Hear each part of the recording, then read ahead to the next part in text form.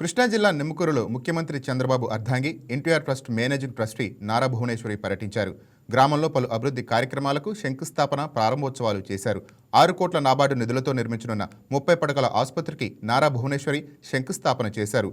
3.5 కోట్లతో నిర్మించిన బాలుర వసతి గృహాన్ని కూడా ప్రారంభించారు.